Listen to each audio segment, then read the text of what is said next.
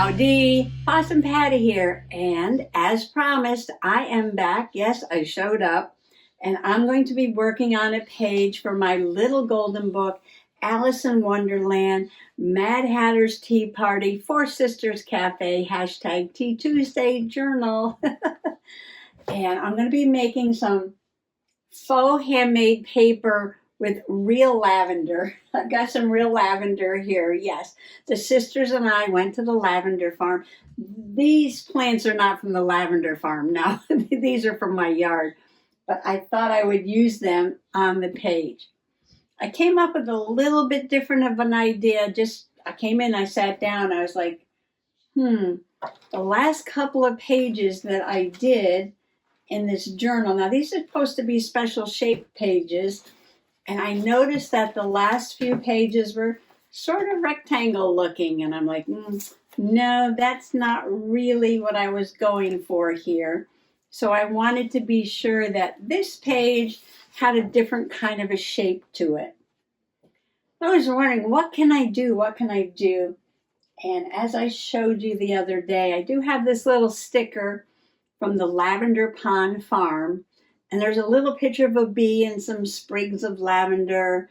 And then there's a little pond with some cattails and some water lilies and their initials. So I let this be my inspiration. And I drew a bee, a giant bee, and then a little pond and some cattails and some water lilies there. And so maybe this will be one side of the paper.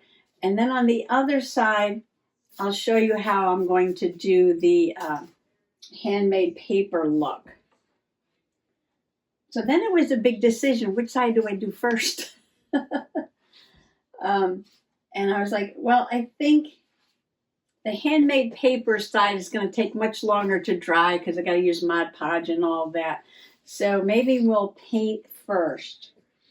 And I decided to try some gouache. I don't have a lot of experience with gouache, no. But I do have these Marie's gouache colors. And now gouache is just watercolor. It's watercolor, but it's very opaque, where a lot of watercolor, traditional watercolors are more transparent. So I need to mix some colors, decide what I'm going to do here, and then we'll let that dry. It shouldn't take too long to dry. I can use the heat tool, and then we'll get to the lavender bit. So come on along. I put out a little white gouache there. I'm thinking that I want to put white on the wings, and then maybe later I'll come back and put a little shimmer paint on top. I'm looking at this sticker. They use yellow and black for the bee, and then lavender for the lavender. I'm not putting any lavender on this side, though. So I need blue for the water, that's the pond, and some green, and maybe brown for the cattails, black, yellow, blue, green, brown. All right, so I need a lot of colors. So I've got the white out there. And there is no brown. There is a black.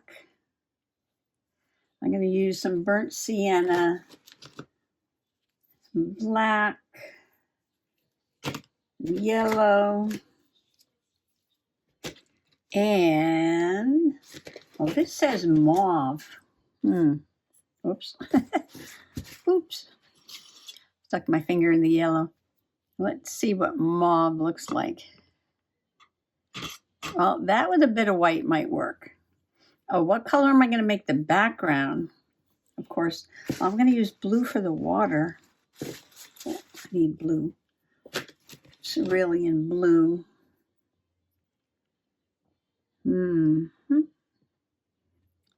right, I'm getting a lot of colors here. And I got two blues. I got a darker blue, Prussian blue. Oh, that's a pretty blue. Maybe that can be the the background. Make sure you close your caps back up. Okay. Alrighty, so let's do, I'm going to start down at the pond, I think. And I'm probably going to wind up flipping, oh, I didn't put out the green. Now, when I do a bit of watercolor painting, I like to, shade the colors and blend the colors. And I want to try just doing like a solid color and see how that comes out, because I've never done that before. So gouache is creamy, and I want it to be just that solid gouache kind of look. Don't be afraid to experiment and try new things. Now, Debbie's on her way over.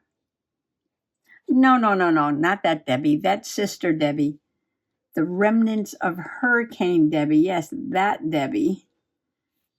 Mr. Possum thinks the electricity is going to go out. Hopefully no one has a tree come down on their house. I guess she's caused a lot of damage in all the states that she passed through. Okay, I just got a different idea for the back. Instead of doing the faux paper directly on the back of this, I'm thinking now that maybe I will put some fabric. I have some really nice bee fabric from the Dollar Tree on the back of here. And then grab another piece of this. This is just some really cheap mixed media paper. I got more pages here. Yeah, I got more pages here somewhere. And doing this as the faux handmade paper. And then I'll come back tomorrow, and when that's all dry and I have my fabric on that side, that'll make a really nice pocket with that faux handmade paper. And then I'll do a journaling card with something. I'll do a journaling card with something, and yeah. And we'll see how that looks. Now, I've already collected up some supplies to do my handmade paper with. I got some threads and some sparkle. I got my lavender over there. You can add any little bits you want to. All right, I'm going to take a little of this green, this lighter green, and a little bit of this darker blue here. It's kind of thick. Here we go. Now, that was probably too much. I'm going to take a little bit more of that and just put a little bit of that in there. Too much water in my brush. Now, I was thinking of putting a dark line there and across the bottom like that. So I'm still sticking to the solid color, but just adding another solid color to give it a little bit of dimension like that. Oops. Don't worry about the oops. Putting a little dot in the center. That's where the stem is attached. Okay. All right, now, should we do the pond or go up here and let that dry a little bit? Well, maybe before my water gets too dirty, put your napkins on the same side as the water so you're not dripping over your painting. Do the white. So just put it on nice and smooth and creamy like that. Now I'm wondering if I should put a gray line to separate those two wings.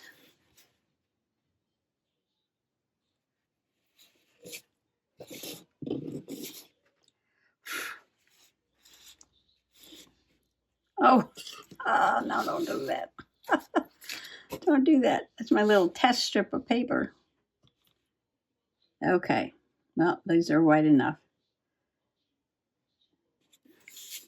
Now, this is not watercolor paper, so it's going to wrinkle a little bit, even though it's mixed media paper and it's not supposed to.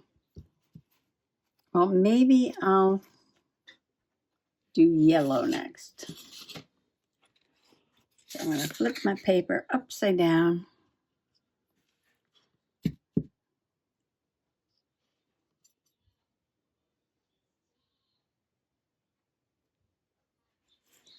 And I'm looking at the bee. They've got black, yellow, yellow, black. They got black, yellow, black, yellow. Black, yellow, black, yellow, black, black, yellow. Okay. They've got this one being yellow and this one. So the lady that owns the Lavender Farm, I guess, is actually someone that my sister Debbie, not the Hurricane Debbie, my sister Debbie, used to do some work for her. My sister is a graphic artist, and the lady, her name is Denise, not my sister Denise who owns the Lavender Farm. I know it gets confusing, right? I guess she used to have a dance school, and my sister designed all the, like the programs for the recitals and things like that for Denise, the owner of the dance school, who is now the owner of Lavender Farm. But she wasn't there, but we talked to her niece.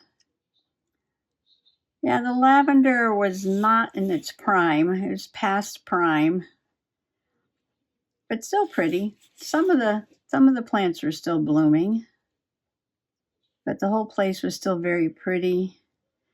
They have that hydrangea, peaches and cream, I think they call it. Yeah, put a little yellow there. And there were so many pollinators over there on the flowers, and they have a lot of pollinators, and they actually have their own beehives. A couple of sections of beehives. I wonder if I can make brown for the cattails. I was thinking of just taking some of the burnt sienna, putting maybe a little black just to darken it a little, muddy it up a little. Yeah. On the sticker, the cattails are green, but I like brown cattails. So they had some chickens, and it was funny. All the chickens had names of, like actors from Broadway shows. That was funny. And they had a gazebo. There were some other flowers there, black-eyed Susans and things. Oh, and wildflowers. There were some beautiful cardinal flowers blooming down by where the beehives were. They're just growing wild. They like damp spots. I might have to do these stems over when I paint the background, but let's just do this as a place marker for now. Oh, and there's a gift shop. Lots of fun things in the gift shop. They had this really cool, diffuser where you put the scent in, and it, sends out the aroma. And it had like a light, and it changed colors. That was very interesting. Sit there and watch it change colors. And they had a lot of little just, stuff like we make with the slow stitching, little cats and owls and, little squares with the dried lavender stuffed inside. My sister's like, oh, you can make that. You can make that. I sort of wasted the whole first harvest of lavender this year, though. I didn't harvest it. I left the flowers out for the bees, and then it got kind of late, and then it rained, and I did pick some and put it on the porch, where it usually gets a lot of sun and dries really quick, but it's kind of like rains every day. Yeah, it's raining today, yep. And yeah, I don't know if it's going to dry properly. They had one of those outdoor giant chess games, where you could play chess and move the pieces on the large board there. Oh, you know what? I don't need purple, do I? Well, they outlined the wings in purple. Unless I do that, because I didn't draw any lavender on this side. I don't know. Take a little bit of this purple.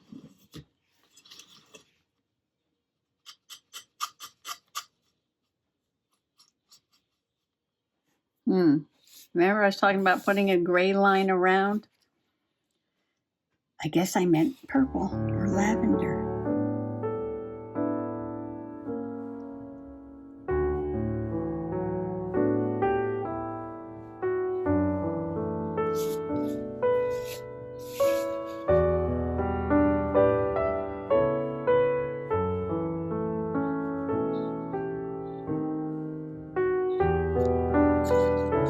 Oh, that looks pretty in lavender. All right, let's go back to the other side.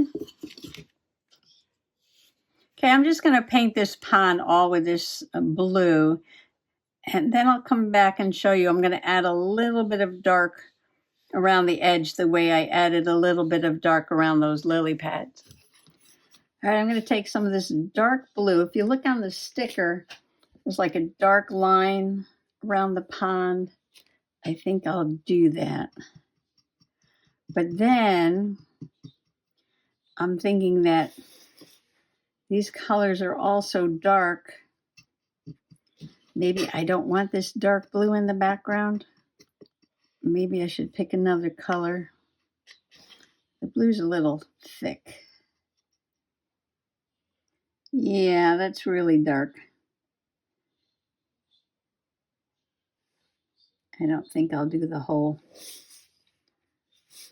background in this color. I'm going to make the line thinner in some places and thicker in other places, I think. Not all the same size.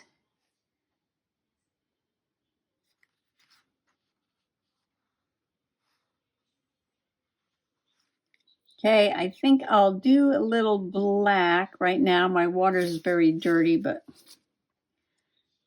I'm not going to worry about that with the black. I'm going to spin this upside down.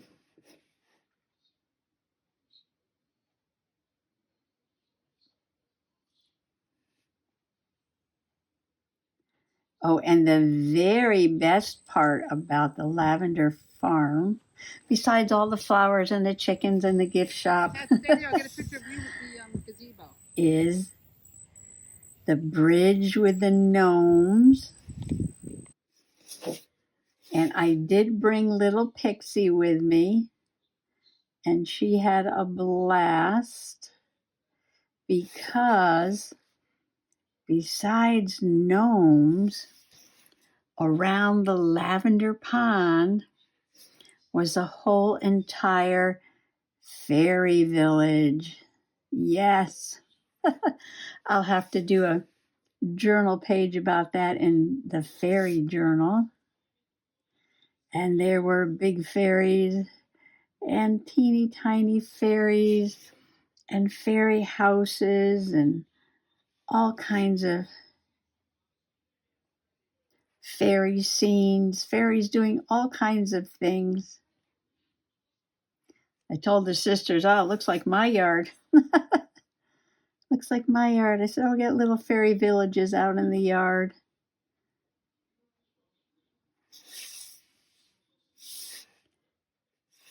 Looks like I drew the black line right there. Do I want it that wide? I could make it that wide. Paint right over the yellow. So we walked around the pond to see all the fairies. And then you get to the end and you go across a little covered bridge. Yeah, we took about a bazillion pictures. Butterflies and flowers. Some sculptures. Even the farm truck had Lavender Farm picture on it. I'm thinking about going with gold for the background. Well, I went to clean my water. Mr. Possum said I should think about wrapping up whatever it is I'm doing because the storm is getting closer and there's already a tornado watch west of us, not here yet. He thinks we might lose electricity, like we always do when a storm comes. I think this color will go nice with the material I have in mind for the other side. Kind of like this is yellow ochre. So let me just go ahead and finish the background and find some sparkle for the wings. Well, I think I've covered the whole page. I love how it looks, especially these little water lilies. That's exactly what I was going for. Yes. And the bee's a little different because I'm following the little bee there that's on the sticker. I do have these glitter watercolors here. And I know there's like just a silver in here. And I just want to put a little on the wings. And then I'm going to let this dry overnight. And we're probably going to have to come back tomorrow to work some more on this project because it took me a really long time to do that. Yes, and it's getting late. Well, I'll be back tomorrow if the electricity doesn't go out. It might not be as bad as they say. Just that the ground is so wet. Because we've had lots and lots of rain. That makes it really easy for the trees to fall down.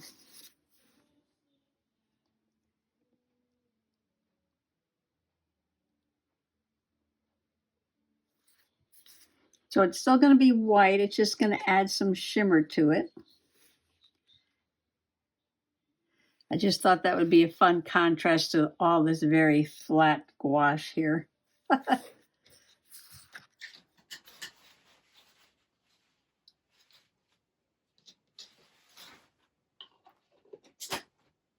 Well, I think that'll just about wrap it up for today. Yes, there's a helper kitty down here. You might see her paw in the video. I love how this came out. Yes, just like, okay. Just like I imagined it, yes. And I'll come back tomorrow and finish it up. Yeah, I've got some ideas for the back side. We'll let that finish drying though. Yeah, I'll come back tomorrow, so you all come back now, you hear? I just want to wish you happy junk journaling. Bye-bye. Plant seeds and pick the blooms. Affirmations for a life of balance, creativity, and fulfillment.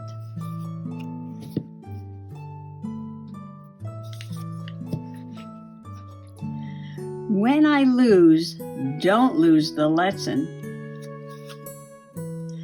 Successful people sometimes fail. Winners sometimes lose. What separates those who turn defeat into triumphs and those who linger in the depths of disappointment is the ability to examine and learn from setbacks. Always remember that however a situation turns out, there's a positive lesson to learn from it. You just have to trust the process. Action. Remember an event in your life where you feel you failed. Analyze what you thought went wrong at the time, then make a list of all the things you've learned from the situation.